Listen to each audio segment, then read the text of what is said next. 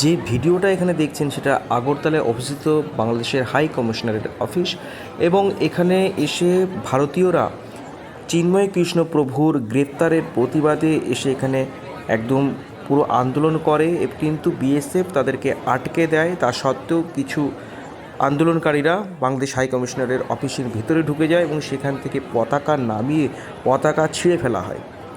পতাকা ছিঁড়ে, এবং এটা স্বাভাবিক ছিল। বাংলাদেশ যা করছে বিগত 1 মাস ধরে হিন্দুদের উপর নির্যাতন, সেখানে সাধুদেরকে গ্রেপ্তার, ভারতের পতাকার অবমাননা সব থেকে বড় ব্যাপার। ইট ছুড়লে পাটকেল তো খেতেই হবে, এটা তো জানাই ছিল। বাংলাদেশকে অনেক দিন থেকে আমরা ভারতীয়রা সাবধান করছিলাম যে যেটা করছো লিমিটের মধ্যে করো। তোমরা মাত্র 18 কোটির এখানে মুসলিম জনসংখ্যা আছো, আর ভারত কিন্তু 140 কোটির এখানে জনসংখ্যা। শুধুমাত্র একটা রাজ্যই কাফি তোমাদের জন্য। আর ভারত যদি শুধুমাত্র ফু দেয় না, তোমাদের বাংলাদেশে না ঝড় বয়ে যাবে। আজকে শুভেন্দু অধিকারী পরিষ্কার বলে দিয়েছে, ভারতে যা কাপড় উৎপাদন হয়, সে কাপড় যদি বাংলাদেশে শুধু আমরা ফেলে দিই না, পুরো বাংলাদেশ ঢেকে যাবে। আজকে আগরতলায় বাংলাদেশ হাই কমিশনারের অফিসে পুরো সেখানে চিন্ময় কৃষ্ণ দাস প্রভুর গ্রেপ্তারের প্রতিবাদ করা হয় বাংলাদেশ হাই কমিশন অফিসে গিয়ে, এবং সেখান থেকে বাংলাদেশের পতাকাকে নামিয়ে ফেলা হয়, ছিঁড়ে ফেলা হয়। একদম সঠিক কাজ করেছে। এবং শুভেন্দু অধিকারী এই পেট্রোপল বর্ডারে এসে গর্জন দিয়ে বলেছেন যে ইউনিশ সরকার, তুমি যেটা করছো সেটা সাংঘাতিক রকমের অন্যায় করছো, যদি না পারো তাহলে ছেড়ে দাও।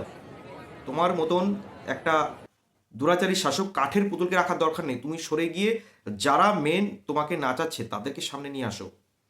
এবং তার সঙ্গে বেলুন বার্তাও দেওয়া হয়েছে। বেলুনের মাধ্যমে সেখানে চিন্ময় কৃষ্ণ প্রভুর বেলুনের ছবি দিয়ে ওপারে পাঠানো হয়েছে, একটা বার্তা দেওয়ার চেষ্টা করা হয়েছে যে ছেড়ে দেওয়া হোক চিন্ময় কৃষ্ণ প্রভুকে, এবং হিন্দুদের উপরে যে অত্যাচার করছো তোমরা সেটা বন্ধ করো। এছাড়া বাংলাদেশ পেট্রোল পোল সীমান্ত সমস্ত গাড়িকে যেগুলো রপ্তানি করা হয় বাংলাদেশে আটকে দেওয়া হয়েছে।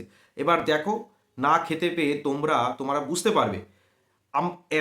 মানে ইন্ডিয়া তো আমরা তো অনেকদিন থেকেই চাইছিলাম, আমরা সাধারণ মানুষ অনেকদিন থেকেই চাইছিলাম যে সেখানে রপ্তানি পুরোপুরি বন্ধ হোক। আজকে সেই জিনিসটা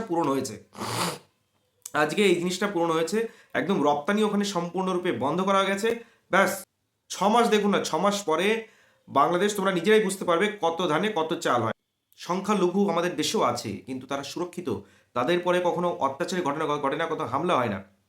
আগের দিন রিপাবলিক বাংলাতে একটা রিপোর্টারকে দেখছিলাম, ধর্মতলা থেকে যেখানে বাস ছাড়ছে বাংলাদেশে, সেখানে বাসের উপরে উঠে গিয়ে তাদেরকে সুন্দরভাবে প্রশ্ন জিজ্ঞাসা করছে যে আপনি কলকাতা এসেছেন, কেমন লাগছে বাংলাদেশের ঘটনা যে এটা হচ্ছে, আপনারা তার পরিপ্রেক্ষিতে কী বলবেন। সুন্দরভাবে জিজ্ঞাসা, না কোনো মারা হয়েছে, না কোনো ধমকানো হয়েছে, কিছু নয়, কিন্তু কেমন লাগছে এটাই তাদের প্রতিক্রিয়া চাওয়া হচ্ছে। বাংলাদেশে এখন যেটা হচ্ছে আর ভারতের মানুষের ব্যবহার কেমন, আমাদের ভারতবর্ষে আপনারা এসছেন, আমাদের সবার ব্যবহার কেমন লাগছে, এটা জানতে চেয়েছিল রিপাবলিক বাংলার সেই রিপোর্টার। স্বাভাবিকভাবে সেই প্রত্যুত্তর তারা করলো, না ভালো লাগছে, এবং তাদের বাংলাদেশিদেরই ফিরতে ভয় লাগছে, এই কথাও তারা জানালো। আজকে পেট্রোল সীমান্তে কিন্তু বিরাট একটা লম্বা লাইন বাংলাদেশিদের মধ্যে পড়ে গেছে নিজেদের দেশে ফেরার, কারণ সীমান্ত বন্ধ হয়ে যেতে পারে। সীমান্ত সম্ভবত বন্ধ হয়ে যেতে পারে আজকে অথবা কালকের মধ্যে। তো একটা বিরাট একটা লম্বা লাইন, এই জিনিসটাও দেখা গেছে। কিন্তু বাংলাদেশ কী করলো, পাল্টা শ্যামলী বাসকে আটকে সেখানে ভারতীয় যাত্রীদের খুনের হুমকি দেওয়া হলো।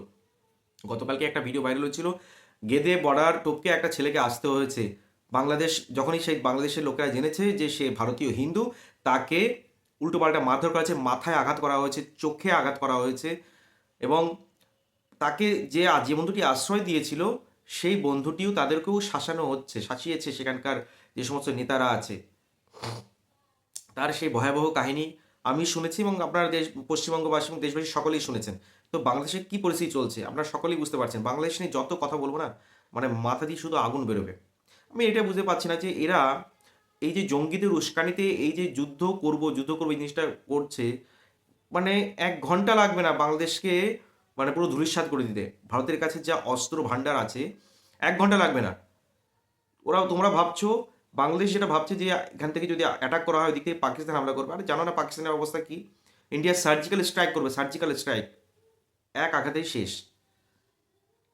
তো সেই জন্য এমন কোনো কাজ করো। আর ভারতীয় মুসলিমদেরকে তোমরা উস্কানোর চেষ্টা করছো, এটা জানবে এটা ধর্মনিরপেক্ষ দেশ, এবং এখানকার মুসলিমদের উৎপীড়ন করা হয় না যে তোমাদের উস্কানিতে উস্কে যাবে। আর যে সমস্ত মুসলিমরা উস্কাচ্ছ, ওদের উস্কানিতে উস্কাচ্ছ, তাদেরকে বলবো তোমরা সোজা দেশে বাংলাদেশ চলে যাও। এটা বলবো আমি। সুতরাং কট্টরপন্থীদের আমাদের দেশে জায়গা নেই। এখানে ধর্মনিরপেক্ষ দেশ, তাই ধর্মনিরপেক্ষতা যেমন হিন্দুরা অবলম্বন করবে তেমনি মুসলিমদেরও অবলম্বন করতে হবে। আর যারা দেশবিরোধী শক্তি, যারা বাইরে থেকে এরকমভাবে করছো, তারা তো আজকে আশা করছি তোমরা বুঝতে পারছো এবং আগামী দিনে আরও বুঝতে পারবে। তোমাদের মিডিয়া রিপোর্টারগুলো আমি যেটা দেখলাম, একটা ফেক এজেন্ডা চালাচ্ছে, কোনো একটা সন্ত্রাসবাদী, তোমাদের কোনো একটা হেড মাথা আছে, সে যেমনটা বলে দেয়, তোমাদের বেশিরভাগই উকিল থেকে শুরু করে নিউজ রিপোর্টার থেকে শুরু করে সবাই কিন্তু ওই একই গান করে এবং একটা মনের মধ্যে আতঙ্ক কাজ করে যে আমরা এই কথাটাই বলতে হবে, এর বাইরে যদি অন্য কথা বলি এবং সেই সন্ত্রাসবাদী সংগঠনের নেতা যদি জানে, তাহলে আমাদের হয়তো জানে মেরে দেবে। এই ভয়টা কিন্তু আমি বাংলাদেশ সাংবাদিকদের মধ্যে দেখেছি। তারা কথাবার্তা কিন্তু সবসময় খুব ভাবনা চিন্তা করে বলে এবং ভারত বিরোধী কথাবার্তা যতটা পারে বলার চেষ্টা করছে, আমরা দেখতে পাচ্ছি এটা। কিন্তু ভারতের পতাকাকে অবমাননা করে তোমরা সব সীমা অতিক্রম করেছো, তাই এখন তোমরা প্রস্তুত হয়ে যাও। শুধু এটাই বলবো, প্রস্তুত হয়ে যাও। হয়তো ভারত আগে হয়তো হামলা করবে না, কিন্তু তোমাদের যদি এরকমই চলতে থাকে, তো ভারতকে বাধ্য করো না যে ভারত নিজে থেকে হামলা করে। শুধরে যাও, এটাই বলার ছিল। এখনকার মতন এই পর্যন্তই, দেখা হচ্ছে পরের ভিডিওতে। নমস্কার।